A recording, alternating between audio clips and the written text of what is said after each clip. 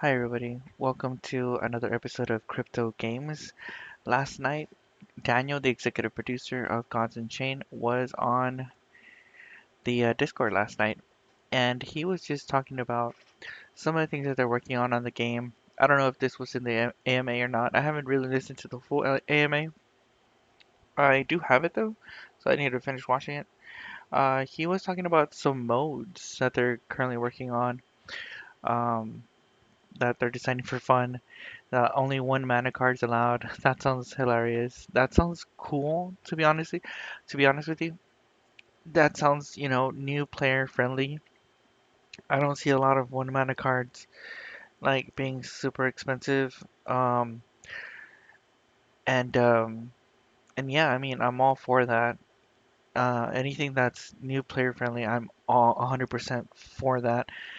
Whatever encourages player growth, that's what I want. That's what I'm definitely rooting for.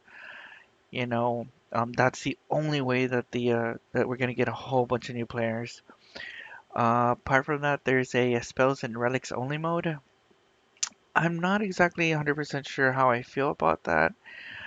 I play mostly mage, so I really don't see a lot of other gods other than maybe deception and maybe war uses spells to boost up their relics. Um, I can definitely see War boosting up their relic attack size, while Mage is probably boosting up the Rod of Rodents and maybe boosting up the rodent somehow. But I can see War, I can see Deception. I don't really see Nature. I don't know what Nature could possibly do with their relic. I don't see Nature as a threat.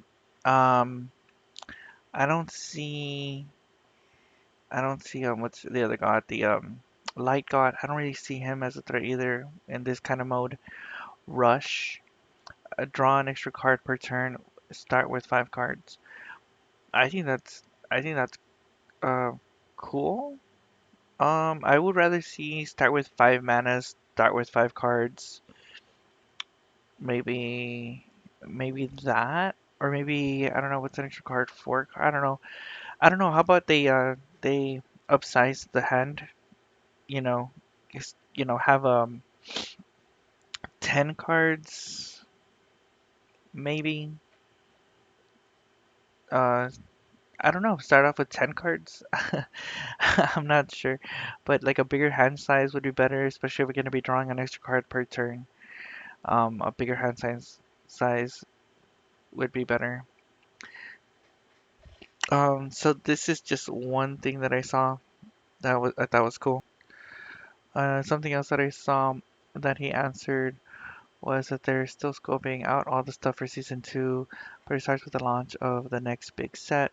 We essentially need to build two modes in parallel that are equally enticing to play, but for different reasons. Eternal is focused on the long-term meta, cumulative um, meta, and where we expect our hardest core players to max out and progress, and where the best on-chain rewards will be. That to me still feels like it's still focused more on one side of the game. I don't know if they're doing this just because they realize that maybe that one side of the game has better investors, more investors, and that's the reason why they want to focus on that for now. I don't really see that as like overall for all players.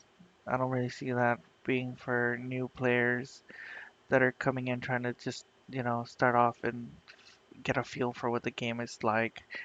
I feel like that's only for a particular set of players. I still feel like it's one-sided. I don't know how I feel about that unless they have another mode where where new players can be incentivized in a somewhat similar fashion, but in a different way. Because I'm pretty sure that like all these whales or all these like original, investors have been playing with each other for a while, so it's just like why do we want to play the same games over and over again? Um, I don't know. I don't know how I feel about the Eternal focusing on just, higher rewards, I feel. And then Standard is focused on more up-to-date metas that will test players' abilities corrected more for collection size. This will be more about proving your skills first with your cards second, while Eternal is more weight on cards that you have since everything is playable. Still need to be good though. I keep seeing players with very expensive decks losing a lot, lol. Whereas discussing what other small changes standards might have that Eternal doesn't. I mean, okay, so it's standard, whatever that would be, whatever set or sets that would be. Um, I feel like that's again that's gonna be more new player friendly. Um, I feel like they should have a focus on that as well, just as much. Um, because I feel like a lot of, especially when a new set comes out and they're trying to make those sales, and they usually do really good, but they could do even better if the reward system for that for standard is just as enticing. So I don't know what they're going to be working on with that, but hopefully it is something that is going to want to, have new players invest in, which would be awesome. So somebody asked, will there be events, prices with these rule sets? Otherwise, I feel like everyone will stick to regular ladder for P2E. That's the idea, but nothing crazy. I see both play styles as complementary right now, um, both being Eternal and P2E. Maybe you get to play your daily, I believe. Oh, I'm not sure what DPE stands for, but I'm thinking your daily rounds, your daily 10 games, and then you're done. A lot of people do this. So it's true that a lot of people do play their 10 games and then they just stop playing for the rest of the day. But now you have the option to keep playing in other modes where you've not guaranteed gods, but you can still come away with progression and random goodies. Progression. So what exactly does that mean? Does that mean like the current setups that they have with the Stardust or whatever it's called, and the other thing that you use for forging or for getting cards from the card store? To me, the card store isn't that enticing, honestly. I mean, those are just cards that I'm already getting from playing every day for like 8 hours or whatever. So it's not really like it doesn't really incentivize me to get to use the card store unless there's like really, you know, higher legendaries that I can get or something special. I mean, when they would do the I forget what it's called, but they would go and they would purchase cards off the marketplace, and I don't know what they're planning on doing with those, but that would be better. Like buy get those cards and then use them for like a ladder, for ladder matches. Put them in the store um as well.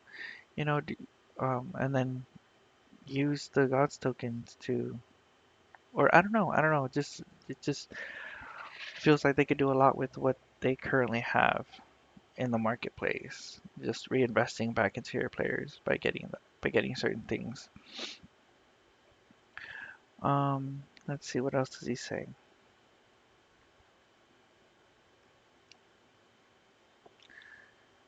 Okay, so they're still working on whether they have separate progression systems or contribute to the same ones but with different rates. Progression system is not on the roadmap, we share it, but this is in development, so season 2 will start before it is live. So that's cool. And basically, yeah, another thing that was brought up was, what do you keep seeing losing a lot? Whatever. Will the supply for legendary power cards ever be addressed? Like, I feel that I really feel it and appreciate it in Brony, but really low supply of powerful cards feels gatekeeping.